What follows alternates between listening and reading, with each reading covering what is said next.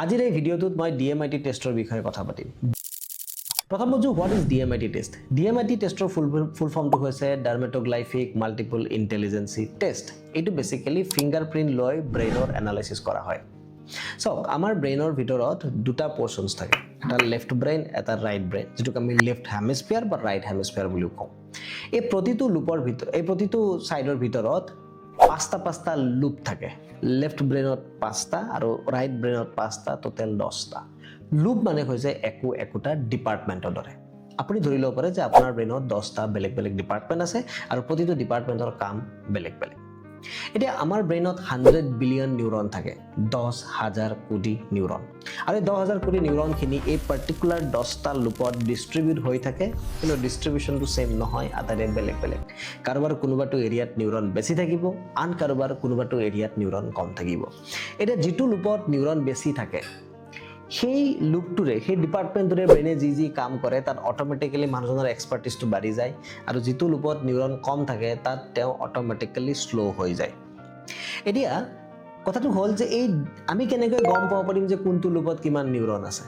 চাও, এই যেটো নিউৰনৰ ডিস্ট্ৰিবিউশনটো হয়, এটো তেতিয়া হয় যেতিয়া বেবিটো মাকৰ গৰ্ভত থাকে। 13 নম্বৰ সপ্তাহৰ পৰা 19 নম্বৰ সপ্তাহৰ ভিতৰত এই নিউৰনৰ ডিস্ট্ৰিবিউশনটো মাকৰ গৰ্ভত কমপ্লিট হৈ যায়, আৰু সেইখিনি সময়তে আমাৰ ফিংগাৰপ্ৰিন্টটো ডেভেলপ হয়। তেতিয়াই আমাৰ লেফট ব্ৰেইনৰ লুপ কেইটাৰ লগত ৰাইট হেণ্ডৰ ফিংগাৰ কেইটা কানেক্ট হৈ থাকে, আৰু ৰাইট ব্ৰেইনৰ লুপ কেইটাৰ লগত লেফট হেণ্ডৰ ফিংগাৰ কেইটা কানেক্ট হৈ থাকে। মানে এই কানেকশনটো ক্ৰছ কানেকশন হয়। এতিয়া আমাৰ ব্ৰেইনৰ যেটো স্কেলিটন থাকে তাৰ ওপৰতো এটা থিন লেয়াৰ থাকে, সেই লেয়াৰটোক আমি ৰিচ বুলি কওঁ। আৰু আমাৰ যেটো স্কিনত যিবিলাক আমি লাইন্স দেখিবলৈ পাওঁ, সেই লাইন্স বুলিকো আমি ৰিচ বুলি কোৱা যায়। এই যে ৰিচ আছে, এই ৰিচটো যেতিয়া আমি এনালাইসিস কৰো, তেতিয়া আমি এক্স্যাক্টলি গম পাওঁ যে কোনটো লুপত কিমান পাৰ্চেন্টেজ নিউৰন আছে, আৰু সেইটোৰ পৰাই আমাৰ এটা DMIT ৰিপৰ্ট ফৰ্ম হয়। DMIT ৰিপৰ্টটো দেখিবলৈকে এনেকুৱা হয়। এই ৰিপৰ্টৰ দুটা ক্যাটেগৰি থাকে, এটা হয় 55 পেজেছৰ আৰু এটা হয় 77 পেজেছৰ। মানে মই যদি সহজ ভাষাত কওঁ, আমাৰ DMIT টেষ্টৰ দুটা পেকেজ থাকে। এটা পেকেজ আহে আপোনাৰ 3000 रुपीजৰ, আনটো পেকেজ আহে 5000 रुपीजৰ।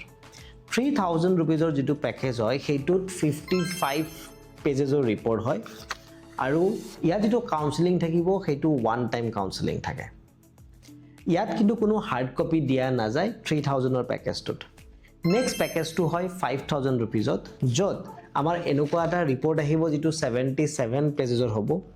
ইয়াত PDF ভাৰ্সনটো পাব, লগত এনেকুৱা এটা হাৰ্ড কপিও পাব। লগত ইয়াৰ যেটো কাউন্সেলিং হয়, সেই কাউন্সেলিংটো লাইফ টাইমৰ কাৰণে ফ্ৰী হ'ব। আপোনালোকে যেতিয়াই আমাৰ লগত ইয়াৰ বিষয়ে ডিসকাশন কৰিব বিচাৰে ডিসকাশনছ কৰিব পাৰিব। আৰু লগতে 5000ৰ যেটো পেকেজ, এই পেকেজটোত আপুনি আমাৰ ফালৰ পৰা এটা পেৰেন্টিং সেশনো ফ্ৰী পাব, য'ত আপোনালোকে শিকিব যে আমি পেৰেন্টছবোৰে কেনেকৈ নিজক সাজু কৰিব লাগে, যাতে আমি আমাৰ ল'ৰা ছোৱালীখিনিক প্ৰপাৰলি গাইড কৰিব পাৰো। আপোনাৰ সন্তানৰ ফিংগাৰপ্ৰিন্ট দিবৰ কাৰণে তলত দিয়া নাম্বাৰটোত যোগাযোগ কৰিব পাৰে, আৰু যদি আপোনাৰ কিবা প্ৰশ্নও আছে তলৰ নম্বৰটোত যোগাযোগ কৰি সুধিব পাৰে। Thank U.